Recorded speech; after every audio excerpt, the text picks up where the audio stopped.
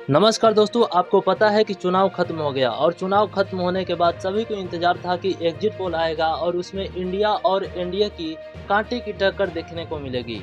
जिस प्रकार इंडिया का मुद्दा था और जिस प्रकार इंडिया का बोलबाला सुनने में आ रहा था कि इस बार इंडिया की सरकार बनने वाली है और मोदी सरकार इस बार नहीं बनेगी। जिस प्रकार इंडिया का मुद्दा था कि आते ही अग्निवीर को रद्द करेंगे, 30 लाख रोजगार देंगे, संविधान खतरा में है उसको बचाना है, वह सभी मुद्दा धरा का धरा रह गया और एग्जिट पोल के अनुसार एनडीए की सरकार पूर्ण रूप से बनते हुए दिखाई दे रही है। ऐसे तो आपको पता है कि इन सभी चैनलों को किस नाम से जाना जाता है। एग्जिट पोल की तमाम गलतियां देखने को मिली हैं, मैं आपको इस वीडियो में दिखाने वाला हूं। उससे स्पष्ट आपको दिखाई देगा कि जबरदस्ती एनडीए की सरकार बनाई जा रही है।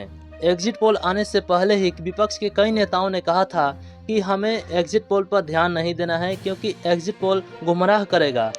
काउंटिंग के दिन केवल ध्यान देना है, उस दिन कोई चूक नहीं होनी चाहिए।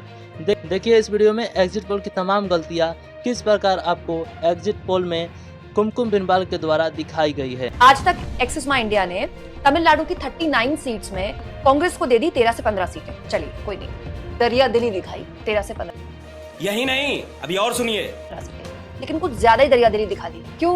क्योंकि कांग्रेस तो तमिलनाडु में केवल 9 सीटों पर लड़ रही है ना जादू?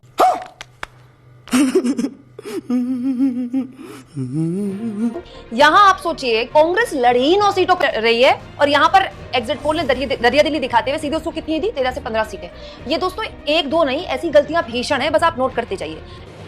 ठीक है। इसके अलावा दोस्तों एक और गलती आज तक की है, इंडिया टुडे आज तक एक ही ब्रांड है। यहाँ पर आप देखिए बिहार को लेकर एग्जिट पोल किया गया। बिहार की 40 सीटों में यहाँ भी सबसे ज्यादा सीटें बीजेपी को दी गई। चलिए कोई नहीं, वो तो इनका विशेषाधिकार है कि किसको दे किसको ना दे और किसको देंगे ये भी सबको पता है।